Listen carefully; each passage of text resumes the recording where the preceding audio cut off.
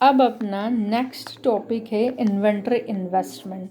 Inventory investment के लिए मैं आपको फिर से 11th का आपको याद दिलाना चाहती हूँ कि 11th में आपने इन्वेंट्री के 3 टाइप सीखे थे। इन्वेंट्री मीन्स स्टॉक, स्टॉक के 3 टाइप में आपको याद दिलाती हूँ। आपने स्टॉक ऑफ रॉ मटेरियल, है ना, शॉर्ट में लिख रही हूँ मैं, stock of raw material, stock of work in progress और स्टॉक ऑफ फिनिश्ड गुड्स। 3 नाम ले रही हूँ मैं, आपको 11th का याद आएगा। Stock of raw material, stock of work in progress, stock of finished goods. आप याद करिए, आपको 3 टाइप के स्टॉक थे, है ना।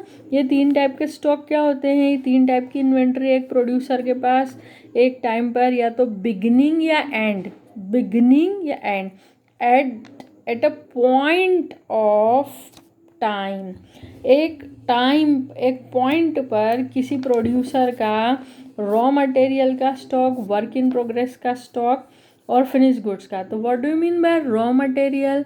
Raw material means intermediate goods, means inputs, है ना, इनपुट्स का स्टॉक। वर्क इन प्रोग्रेस का क्या मतलब है? आपको पता है वर्क इन प्रोग्रेस का क्या मतलब है कि ईयर एंड के आते आते तक कुछ काम ऐसा हो बचा है जो न रॉ मटेरियल में आ रहा है न फिनिश्ड गुड्स में आ रहा है ना, वो क्या कहलाता है? वर्क इन प्रोग्रेस और फिनिश्ड गुड्स, है ना। तो पहले अपन इन्वेंट्री के तीनों टाइप अपन ने समझो, और अच्छे से मैं एक बार और एक्सप्लेन कर देती हूँ, सुनो ध्यान से। At a point of time producers hold the stock of, फिर से सुनो, at a point of time producers hold the stock of 3। First finish goods, या जिसे हम अनसोल्ड गुड्स भी कहते हैं। सेमी फिनिश्ड गुड्स, जिसे वर्क इन प्रोग्रेस, या goods which are in the process of production. मतलब ये गुड्स जो सेमी फिनिश्ड गुड्स हैं वो एक पॉइंट पर न तो ये गुड्स फिनिश्ड गुड्स कहलाते हैं क्योंकि ये इनकम्प्लीट हैं, और न ये रॉ मटेरियल कहलाते हैं क्योंकि ये अब रॉ मटेरियल भी नहीं है ना। मतलब काम चल रहा है और ईयर एंडिंग आ गया तो अब हमें स्टॉक कैलकुलेट करना है। तो जो 3 टाइप से हम कैलकुलेट करेंगे, है ना। एक टाइप क्या है कि हमारे पास फिनिश्ड गुड्स का स्टॉक कितना है, कि बिल्कुल रेडी फॉर सेल का स्टॉक कितना है। सेमी फिनिश्ड गुड्स मीन्स न तो ये गुड्स को हम फिनिश गुड्स कह सकते हैं, न ही रॉ मटेरियल कह सकते हैं। नहीं ये अभी रॉ मटेरियल है, नहीं फिनिश गुड्स है, तो इसका स्टॉक कितना पड़ा है। और रॉ मटेरियल तो रॉ मटेरियल है, किसी भी प्रोडक्ट को बनाने के लिए जो रॉ मटेरियल या इंटरमीडिएट गुड्स के नाम से भी आप जानते हो। तो तीनों टाइप के स्टॉक मैंने आपको 11th के भी याद दिला दिए, और 12th इकोनॉमिक्स के अकॉर्डिंग भी तीनों टाइप के स्टॉक, चाहे इधर से देख लो चाहे इधर से देख लो। Stock of finish goods, stock of semi finish goods और रॉ मटेरियल, है ना। अब सुनना ध्यान से। At a point of time producers hold the stock of finish goods, semi finish goods, raw material, है ना, इज कॉल्ड इन्वेंट्री स्टॉक, है ना। क्या कहलाता है ये? Inventory stock. इन्वेंट्री स्टॉक के लिए मैंने यहाँ लिख दिया ऐसे ही फॉर्मूला जैसा, inventory stock is equals to 1 + 2 + 3। Inventory stock is equals to 1 + 2 + 3। कहाँ से आया ये 1 + 2 + 3? Inventory stock 1 finish goods plus 2 semi finish goods 3 raw material 1 + 2 + 3 is equals to inventory stock. तो अब इन्वेंट्री स्टॉक के मामले में तो मुझे लगता ही नहीं है कि आपको कोई कन्फ्यूज़न होगा, क्योंकि आपको ये 11th के अकाउंटेंसी से भी लर्न है अच्छे से कि इसमें इन्वेंट्री स्टॉक में 3 चीज़ें आती है, stock of raw material, stock of work in progress जिसे यहाँ पर सेमी फिनिश्ड गुड्स, और यहाँ स्टॉक ऑफ फिनिश गुड्स। इन तीनों को ऐड कर देंगे तो इन्वेंट्री स्टॉक आ जाएगा। एक और ऐसी एक फॉर्मूला टाइप से भी मैंने लिख दिया है कि finish goods plus semi finish goods plus raw material, ये जो भी अमाउंट हो XYZ कोई भी अमाउंट हो, इनको ऐड कर देंगे तो इन्वेंट्री स्टॉक आ जाएगा। अब हमारा टॉपिक इन्वेंट्री स्टॉक नहीं है, आज हमारा टॉपिक क्या है? Inventory investment. क्या टॉपिक है? Inventory investment. तो अब अपने टॉपिक पर आ रहे हैं, इन्वेंट्री इन्वेस्टमेंट। तो सेम जो कल हमने फिक्स्ड असेट्स की केस में सीखा था, change in inventory stock during the year is called inventory investment of the producers. फिर से, change in inventory stock, change इन को कभी नहीं भूलना है, change in inventory stock during the year is called inventory investment of the producers।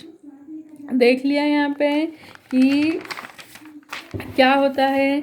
अब इसको formula में, वही फॉर्मूला में पुट करना है। चेंज इन स्टॉक को पुट करने के लिए वही आपको मैं एक तरीका बता देती हूँ। Inventory stock at the end of accounting period, अपन कुछ भी ले लेते हैं, है ना। यहाँ पर मैंने ले लिया 5000 ले रही हूँ, ऐसे ही ले रही हूँ, ये 5000 है ना, आपको एक्सप्लेन करने के लिए कि एक अकाउंटिंग पीरियड के एंड में इन्वेंट्री स्टॉक 5000 था, है ना। वैसे रुपीज़ में काउंट करते हैं, रुपीज़ लगा देती हूँ मैं आगे, और माइनस करना है inventory stock at the beginning of accounting year. Beginning में मान लो 4000 रुपीज़ का था, एंड में कितना था 5000, बिगिनिंग में कितना था 4000, ठीक है। तो एक पर्टिकुलर अकाउंटिंग पीरियड में change in inventory stock during an accounting period, ये जो है ये 1000 हो जाएगा। आप चाहो तो इसे 5000 और इसे 1000 ले लो बस, है ना, कि बिगिनिंग में 1000 था, एंड में 5000 है, तो इस बार का इन्वेंट्री स्टॉक कुछ भी ले सकते हैं। तो एक्सप्लेन कुछ न्यूमेरिकल्स के इससे आपको समझ में आ जाए, इसलिए समझाना तो सिर्फ इतनी सी बात है कि change in inventory stock during the accounting year जो होता है वो बेसिकली, देखो चेंज इन इन्वेंट्री के लिए मैं आपको बताऊं, ये वाला sign change in stock, change in inventory stock, change in inventory, आप चाहो ना तो शॉर्ट फॉर्म में C-O लर्न कर लो, C-O, या E-B लर्न कर लो। What do you mean by C-O? C मतलब क्लोजिंग स्टॉक, O मतलब ओपनिंग स्टॉक। यदि क्लोजिंग स्टॉक में से ओपनिंग स्टॉक माइनस कर दोगे तो चेंज इन स्टॉक आ जाएगा। यह भी आपको नेशनल इनकम के क्वेश्चंस में भी बहुत ज़्यादा काम आएगा, वहाँ इतना टाइम वेस्ट करना ही नहीं है। C-O मतलब क्लोजिंग इन्वेंट्री में से ओपनिंग इन्वेंट्री माइनस करेंगे, चेंज इन इन्वेंट्री आ जाएगी, या एंड की इन्वेंट्री में से बिगिनिंग की इन्वेंट्री माइनस करेंगे, है ना। तो वापस अपना जो टॉपिक है, टॉपिक क्या है, वापस इतना सा है, change in inventory stock during the year is called inventory investment of the producers.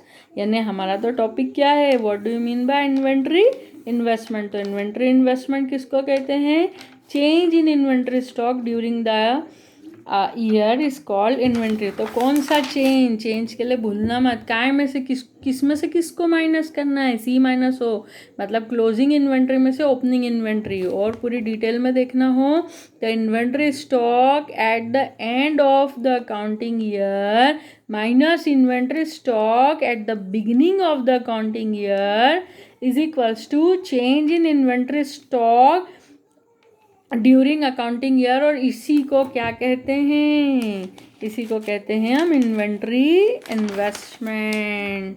क्या कहते हैं इसे, जो हमारा टॉपिक है इन्वेंट्री इन्वेस्टमेंट। ओके।